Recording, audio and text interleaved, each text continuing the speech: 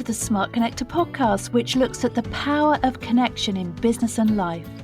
Featuring solo episodes as well as a range of exciting interviews with entrepreneurs across multiple sectors, we offer tips and advice to build your impact, wealth and success, attract others for all the right reasons, and become a smart connector, the architect of your amazing business and life.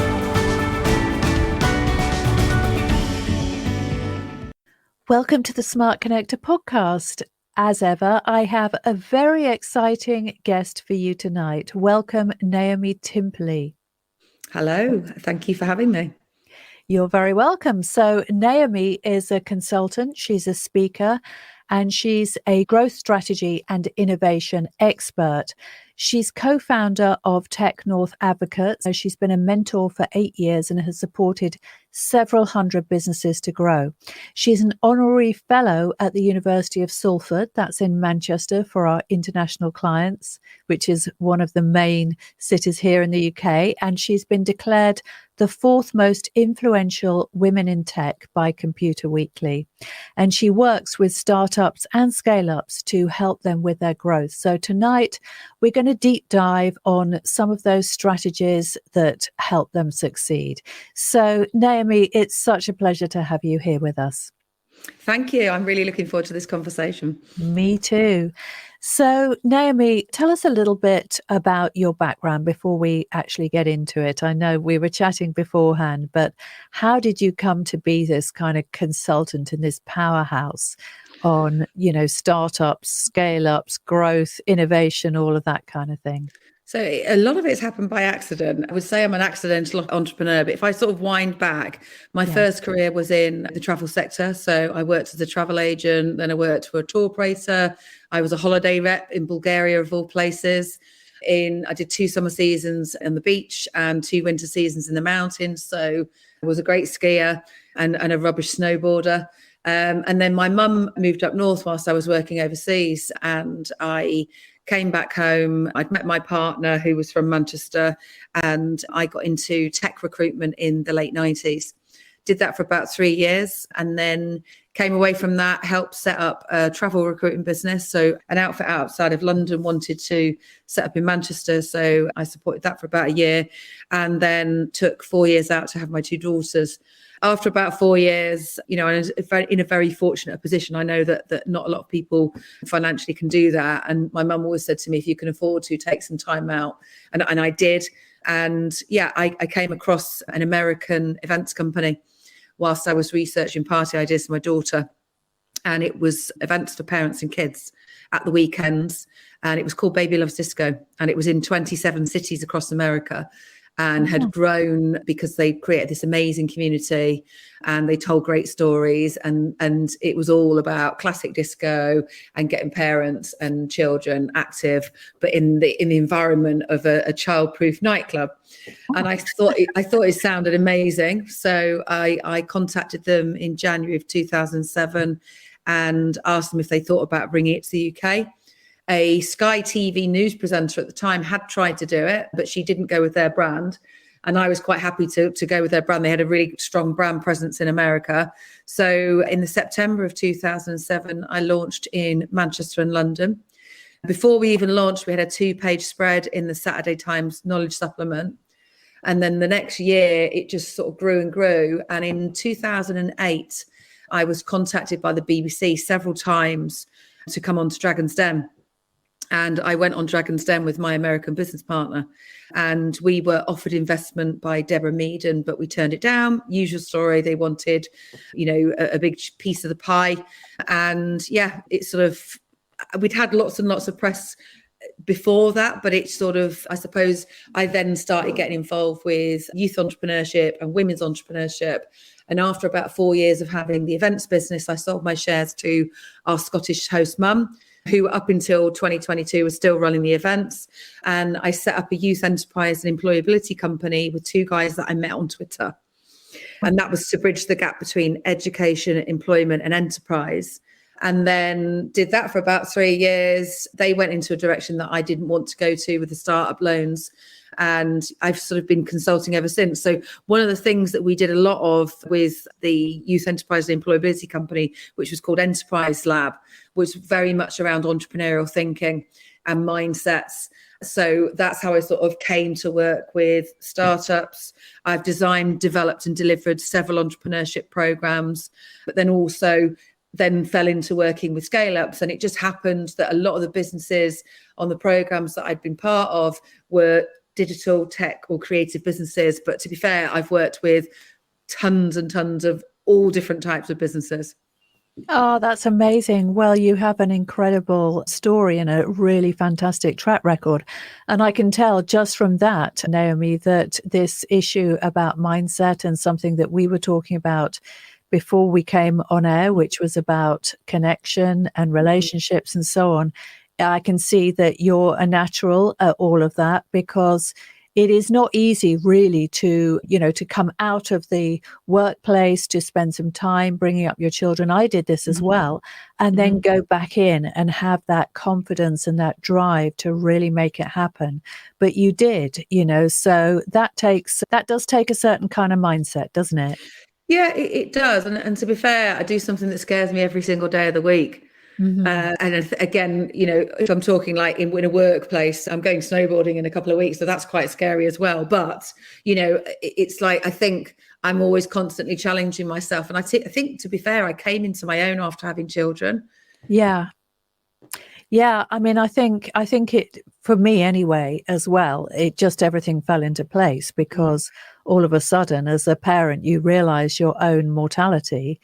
And, it's very humbling and very grounding in a way, isn't it? And you're just like, well, I don't have to spend a lot of time navel gazing and wondering about my purpose anymore, because I know what that is. And so I may as well, okay, that's dealt with. So I'll just go off and do what I can in order to, be a good role model, make some money, have some fun, and do all of that stuff, that good stuff that we deserve, right?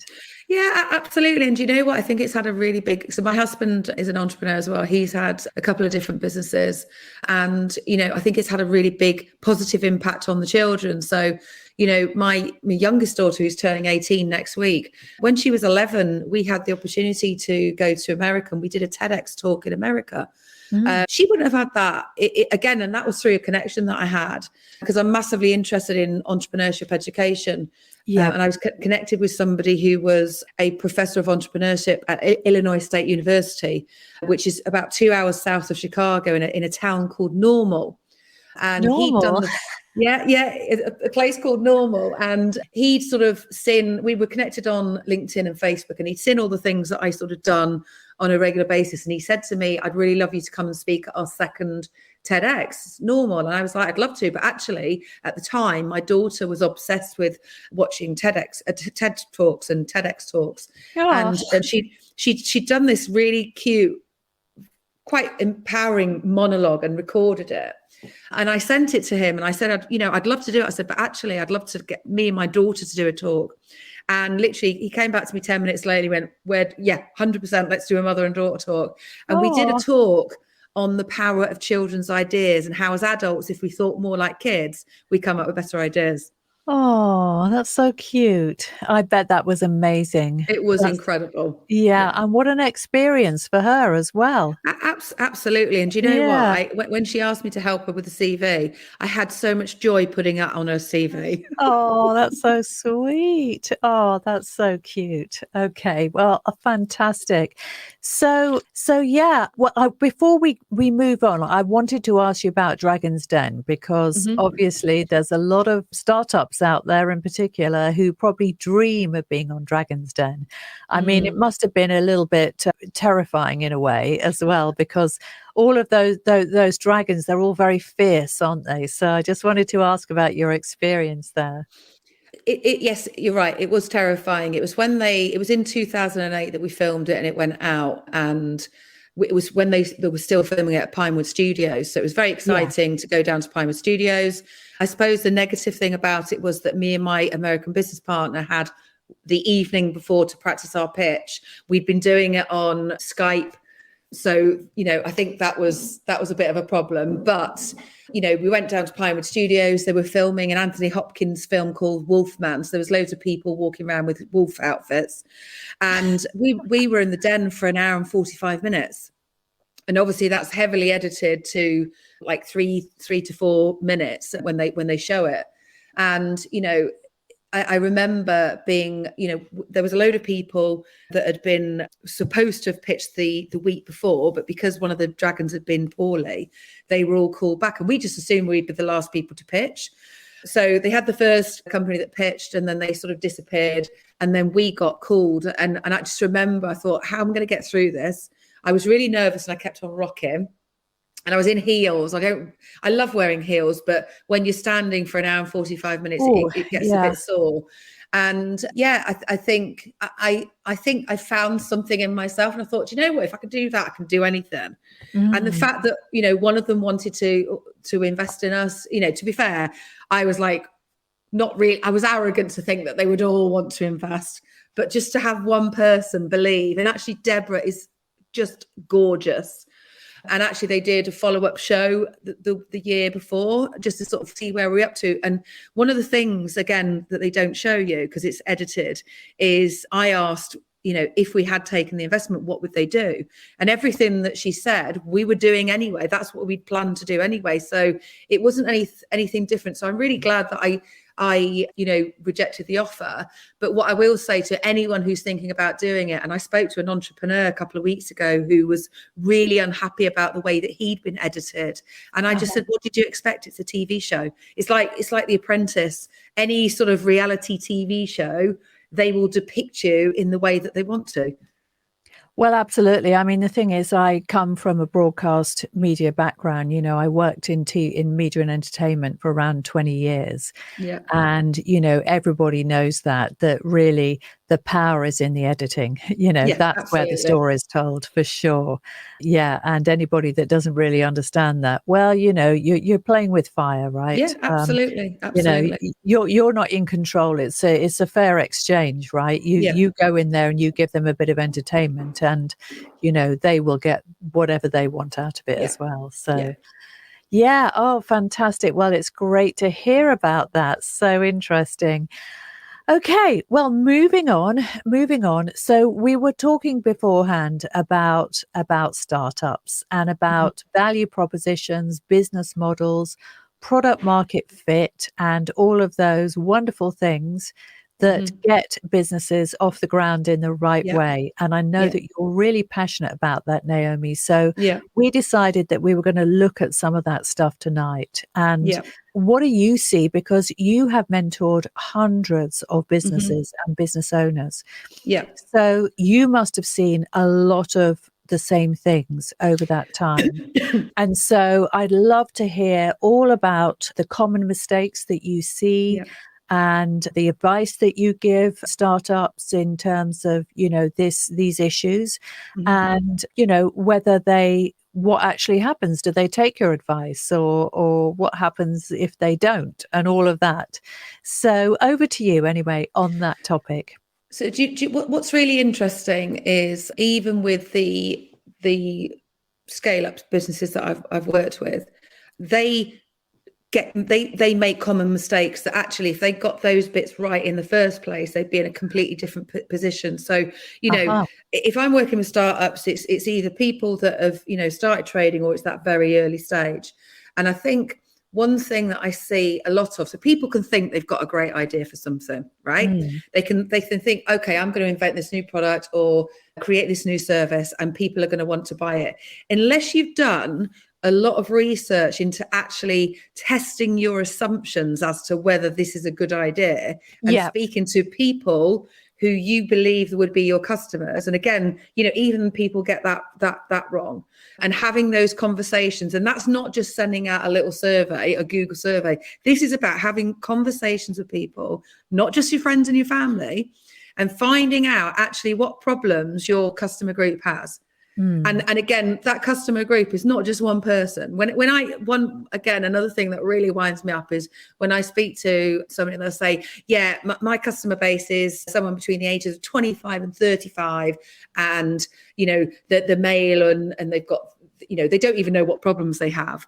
And I think it's that doing that sort of deep research at the beginning, giving you the foundations at that idea stage, and thinking about, what jobs that the customer wants done, what problems they have, how are you going to excite the customers to want to buy your thing because you're solving this problem that they have, or something like that. And again, just building those foundations first, and then looking at, once you've got the idea and you sort of kind of tested it, because I'm a big fan of Google Ventures methodology. So most people ideate something, they'll then build it, then they'll launch it, and then they'll learn from it. The Google Ventures methodology is you ideate, learn, ideate, learn, and then you build it, and then you launch it. And I think it's just making sure that you've got really clear value propositions, so you can say in one sentence what it is that you do and who your customers are, and then also what's the business model around that, and actually, how are you going to acquire those customers once you've got that business up and running. Oh, definitely. I was interested to hear what you were saying about Google Ventures and ideate, learn, and so on. Because when you're in an organization, it's easy to ideate, learn, isn't it? Yeah. Obviously, the struggle that a lot of entrepreneurs have is that they need money, and they need to make money fast, really, don't they, in order to stay afloat. So the ideate, learn, it sounds wonderful, but it also sounds like a bit of a luxury for people that, they have to pay the bills, don't they? So they do, but I think it depends on what you're doing. So if it's a product, you have to do that. Yeah, you have to do that. There's no cutting around corners. Unless you do that, you're going to make mistakes.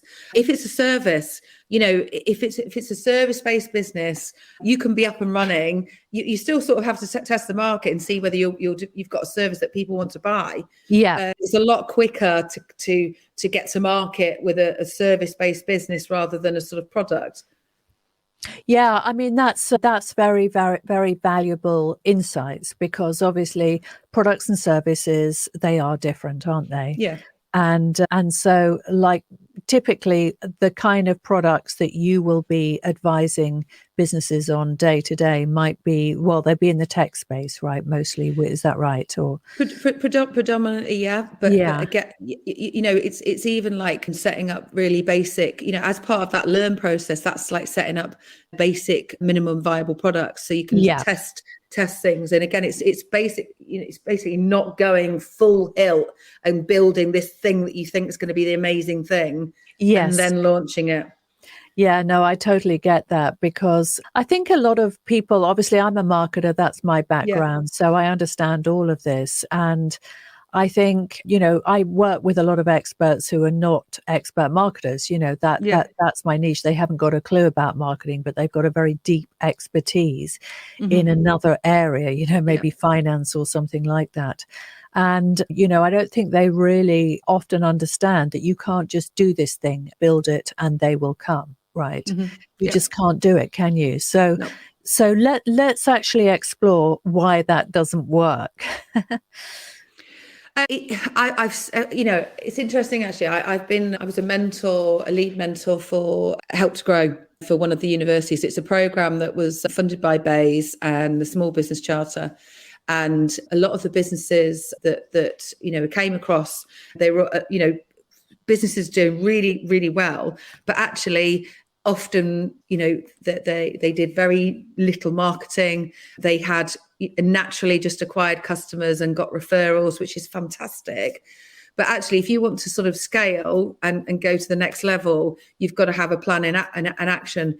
And again, it's just like looking back at some of those really basic things that you may not have done at the beginning, and how you can sort of improve the experience for the customers and the processes and things like that. So you can, but I think it's a really, really common mistake again that people, I do a lot of programs with universities. Yeah. And there's one particular university in Manchester, so we do 2 boot camps a year, and we'll have about 3 cohorts over a couple of weeks. So we'll do 2 physical ones, and then we'll do a virtual boot camp, and they're over 2 days. So we get like sometimes 50, 60 people that have got business ideas on the programs. And again, they've got, we've got this great idea, and we think it's this, and it's going to do that. And I'm like, okay, so just digging in a little bit deeper, explain it to me in one sentence what it is. Because again, if you're looking at creating something, and especially in the tech sector, which sometimes can require getting funding, you've got to have tested it in the market first. And even if it's tested that very basic MVP, and you've had those conversations, and so many people don't do that. They don't do any due diligence. They base everything on their own assumptions instead of having the conversations. So I think there's so many things that people miss. But again, it's like making sure that you're methodical about it. And there's so much stuff online that there's no excuses anymore. Yeah, absolutely. So it's ego, really, isn't it? I think we tend to, if we give in to our egos and we tend to tell ourselves, well, we know best. I think that's the most dangerous position for any entrepreneur is just to think that we are, we're a bit like God, really, right? Yeah, absolutely. Yeah, that's absolutely fascinating. Okay, so Naomi, this whole business about, minimum viable product and so on. I mean, let's kind of get into that. What kind of minimum viable product would you typically advise a startup to go out there with? Do you know what? It depends on what it is, but I'll give you a very basic idea. So let's just say, and this could be for a product as well. So a minimum viable product could be a launch page. It doesn't need to be it doesn't need to be a physical thing. It could be a concept. And I know people that have had, again, done the research. They've got a minimum viable product, which is actually a deck and a launch page.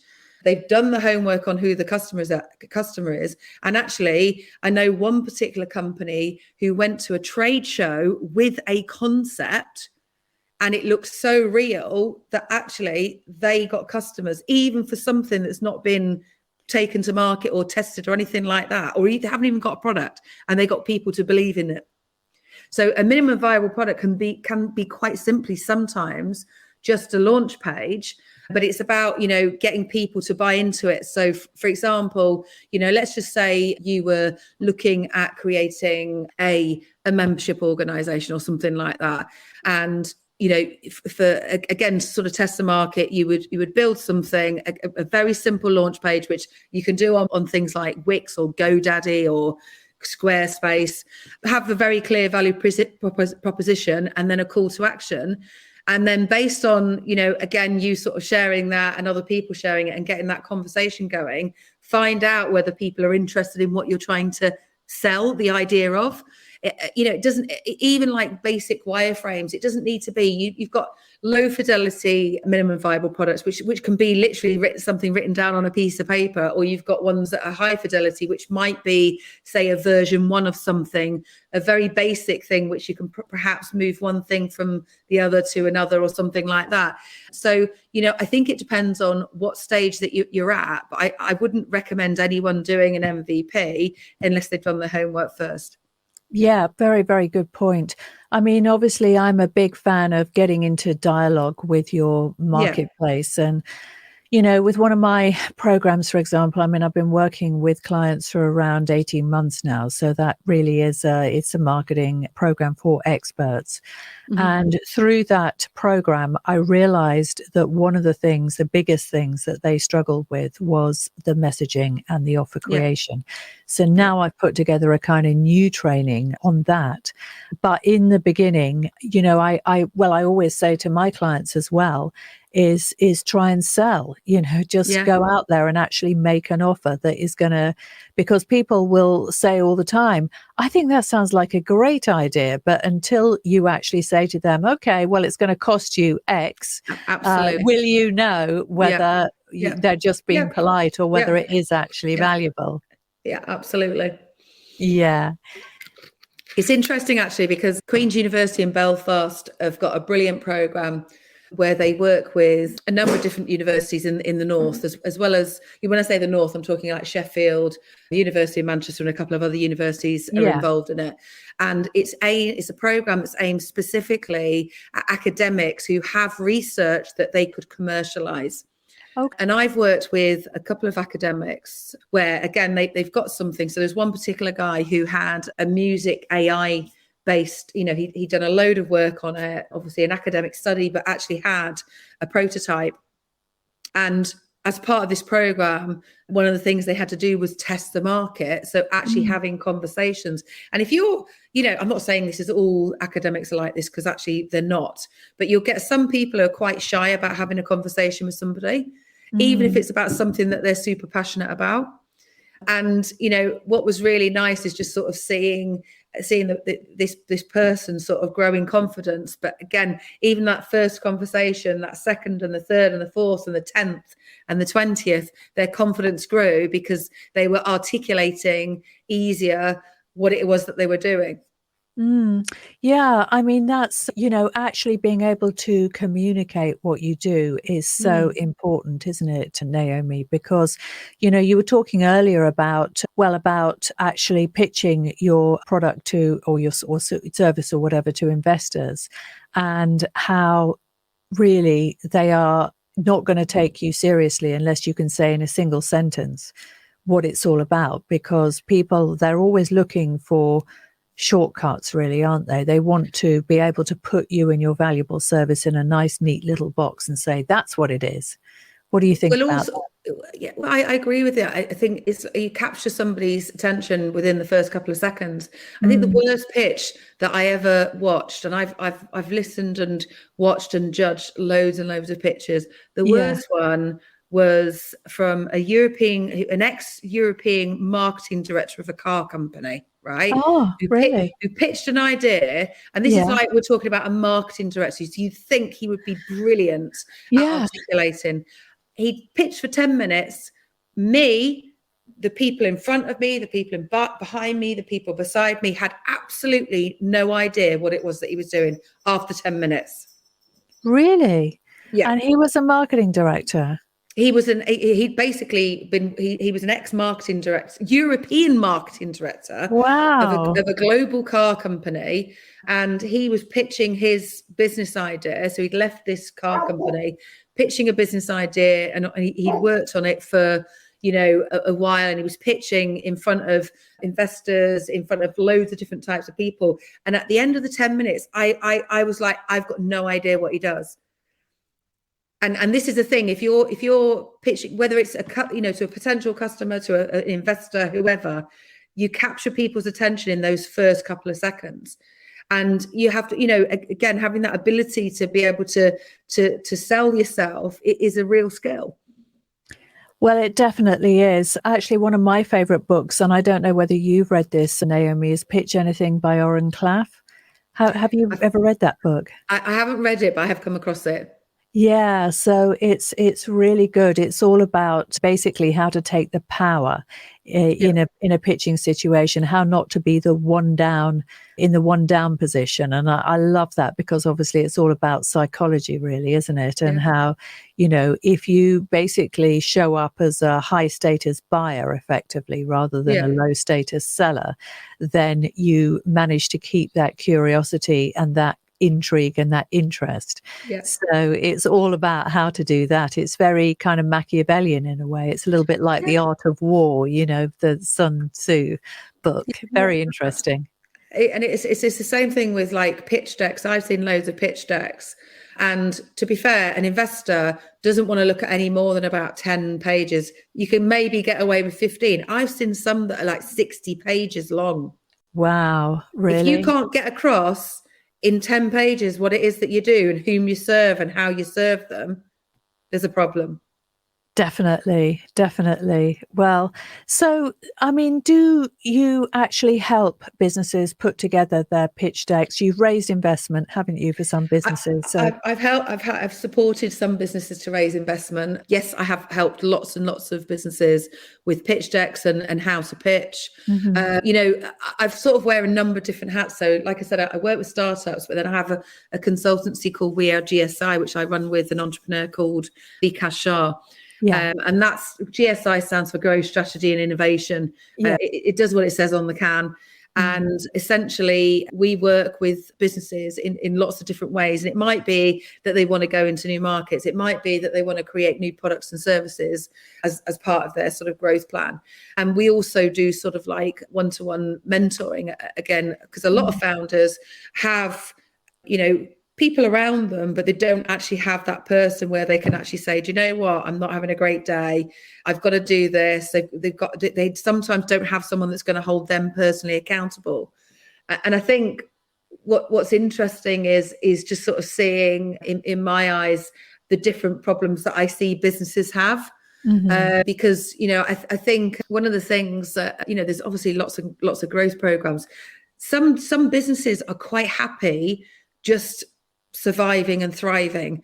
Not everybody wants to have a multi-million, gazillion pound business where they're going to sell it and be a unicorn. That's not for everybody, and that's completely okay. Yeah, definitely. I mean, everybody is free to choose the kind of business and the kind of life that they want, aren't they? Absolutely. And we are not the ones to actually make those decisions for them, are we? No. But having said that, sometimes if people say, well, I don't really want to grow, I just want to tick over. Sometimes actually, I always think anyway that going for growth is not a bad thing, because if you just aim to tick over, then your business runs the risk of doing a nosedive. Whereas if you're always striving for growth, then you're more likely to, okay, you might plateau, but you're not going to nosedive, right? Yeah, absolutely. And it's also as well about not putting all your eggs in one basket. I come across lots of businesses that have, maybe only one or two clients. And if those one or two clients pull the carpet from under them, they cease to exist. Yes, absolutely. Same as, I've worked with lots of social enterprises and organizations that have relied on funding. I always say, it doesn't matter what type of business you are, whether you're a charity, a social enterprise, or, a regular limited company, unless you have money coming in that you can, not only rely on, but, funding can get cut. So I would always say for social enterprise, it should be at least 60% commercial and 40% funding, because just in case that funding tap turns off. Well, I don't really know a lot about social enterprise businesses, but that sounds like very sensible advice, Naomi. Yeah. I totally get it. It's all about kind of managing risk, really, isn't it? Yeah, absolutely. Yeah. Okay. Well, I mean, let's talk now about women in tech, because I know that that's also a topic that you're really passionate about. Women are generally underrepresented, aren't they, in tech? Yeah, we are. And I think it's if you probably look back to say the 50s and 60s, there's probably more women in tech then than there are now. I think there's a lot of reasons around that. I think people have this misconception that anything to do with tech is around coding. No, it's not. And actually a lot of businesses have tech within the core of them. So, even if you look at, like, let's just say your Sainsbury's, for example, Sainsbury's have a tech division, most companies do now. So I think it's just looking at all the different roles within tech. If you're looking at like sort of computer science, I remember there was a university that I did a talk at, and it was for computer science students, second year ones. And I was really shocked that there was like two women doing the course. And I asked the lecturer, and I said, how come there's only two women? And he said, well, actually we had a lot more, and they decided that they didn't want to continue with the course. And it's like, okay, why did they not want to continue with the course? And I think it's about, there's a couple of things. I think there's about is role models. I think also it's to do with the fact that actually, computer science in some schools is not being taught anymore. So you've got a problem with Not that. even being taught. Wow. Yeah, they might do you might do it as, I'm talking as a GCSE subject. In some schools it's actually been dropped. But again, it's that misconception about the fact that not all roles in tech are around coding. And I think when I do a lot of stuff with schools as well. So if I'm going into a school, I might talk, when I've done this in assemblies, I'd have a screen with lots of different job roles on it. And one of them will be programmer. All the other ones are tech related jobs. And I'll ask the young people in the audience if they recognize any of the jobs, and they don't, apart from the programmer one. Wow. So I think there's a careers thing, and I think it's also, just looking at transferable skills. So I was doing a workshop at the University of Salford Business School on Tuesday, and that was all about transferable skills. So a lot of the people that I was doing this workshop with were master students that had careers, but then were doing their masters to enhance their skills. And they all were really interested in the tech sector, but it was looking at the transferable skills that they'd had from their previous roles, but also from their studies and how they could fit into the tech sector. So I think there's definitely lots of room for improvement. Will we get to 50-50 split in the next 5-10 years? I don't think we will. Yeah, definitely. And while you were talking, I was just thinking about schools, because I have 3 girls who are all in their 20s, actually. The youngest one is 20. So they've obviously been through school. They went to the grammar schools here in Buckinghamshire. So they're very high achieving schools with very good results and so on. Yeah. But I think one of the challenges with tech in schools is that I know, obviously, as a marketer, that, when you get the intersection of tech and marketing, which is obviously, very, very important. I mean, I do a lot of stuff in online and, build a lot of funnels and, help support my clients, do the same and things like that. And the problem is that it is such a fast moving landscape that the traditional curriculum in the schools, which, as we know, has not changed that much, for decades, they can't keep up. And yeah, same for universities, I think, because my children, they all studied business in one shape or form. And when they told me what they were learning, it's like, well, they're not actually teaching some of the most important stuff here, that it's hard, isn't it? It is hard. I think it depends on what type of university that you go to. So I think, yes, I agree with all of the comments that you've just made. I think universities are slightly better at it because they have to, I think about all the incredible stuff that Salford do. They have robotics, they've got energy house, they've got all these really amazing things. I know some other universities that don't have as many things like that, and the curriculum has to be as current as possible. Schools, on the other hand, GCSE computer science is still talking about floppy disks. Wow, really? Yeah, and it's very dry. And I'm going to put my shoes back into Naomi when she was at school. Okay, so I'm 51 now. So I was at school in the high school in the mid 80s. I went to a comprehensive. I did typing and word processing. I had no interest in computers at all because it was all boys that did it. And in my eyes, it was the boys that played.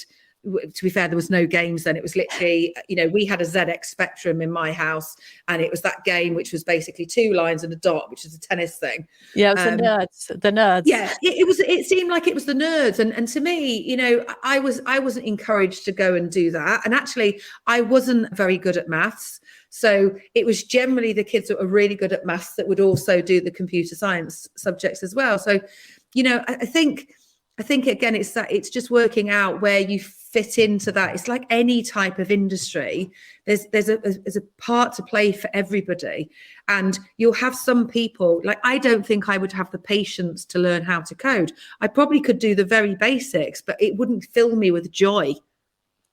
No, and we're all different. We all have a different psychological makeup, and it's just fact, isn't it? There are things that we love doing and things that we, they just they just don't really fill, as you said, fill us with joy, right? So it is part of our responsibility, I think, as human beings, to find the stuff that makes our heart sing. But I think the message that you are conveying tonight really is that in tech there is a place for everyone. Mm-hmm. Right? There is, but I think, one thing that is a massive hot topic at the moment, and this is nationally and internationally, is about the digital skills pipeline. And employers have a responsibility to go into schools and colleges and universities and talk to students, because I'll say something else, and this is a controversial comment, so I'm not trying to offend any careers advisors out there, but careers advisors haven't kept up with all the different types of jobs, and I think, again, it's looking at like the different skills that young people have. One of the organizations that I've done some work with is a social enterprise called Digital Advantage, that have sort of changed into a charity now. But what they do is, and I've done some delivery with them, we would go into a school or a college for a week, and we'd work with 30 students, and we would set up a digital agency. And what we would do is, on the Monday, I help the young people to identify a problem that they wanted to solve with digital.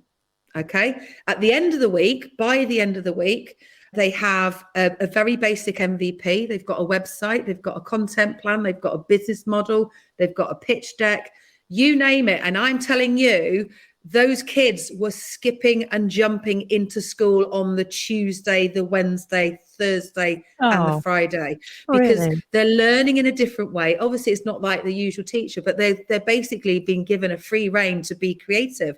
And what's interesting is you'll find some kids are really good at the communication side of things. You've got some people that are really good about the ideas, and it's just finding those different pieces of the jigsaw puzzle and skills wise. Because when I was at school, my careers advisor said to me, "You'll be lucky if you get a job in Marks and Spencer's."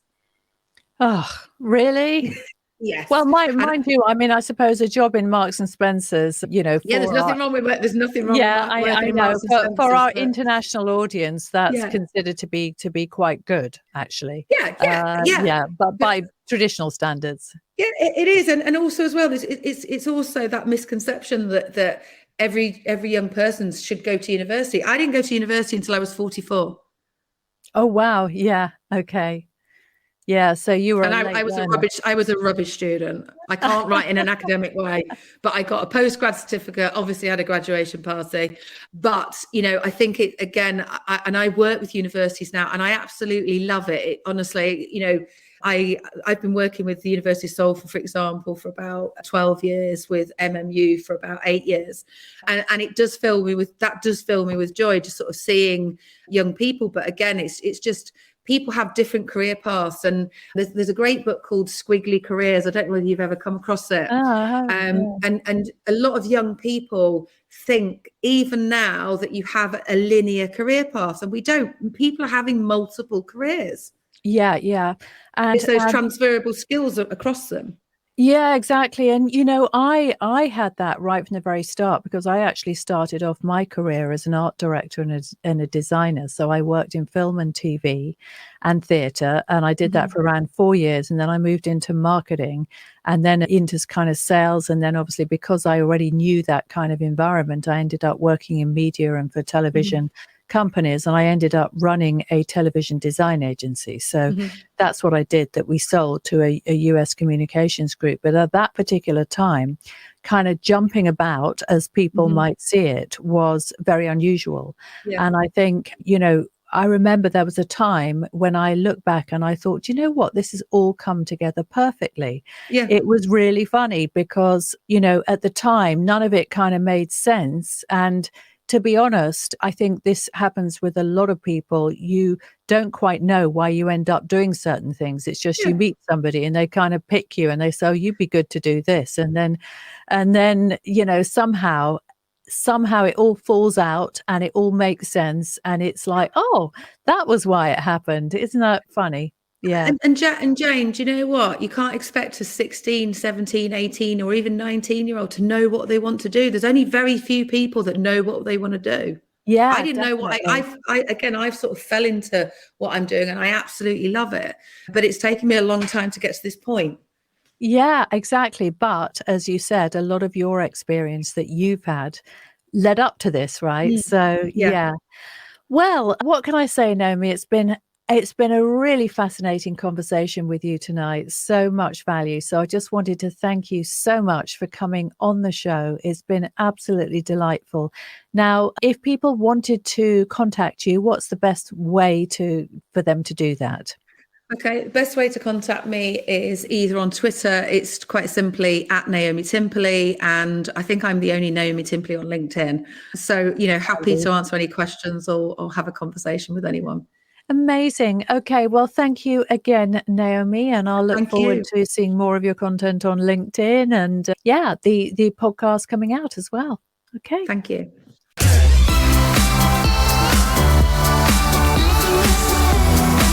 Thanks for listening in. If you enjoyed this episode, please subscribe to, rate, and review my podcast, as it will help me bring the power of connection to the world. I work one-to-one to help entrepreneurs ignite the power of authentic connection in their businesses and lives. I also help them accelerate their results through attracting and converting more of their ideal clients. And if this is something you'd like to do too, why not head on over to www.idealclientsuccess.com/masterclass and I'll show you how.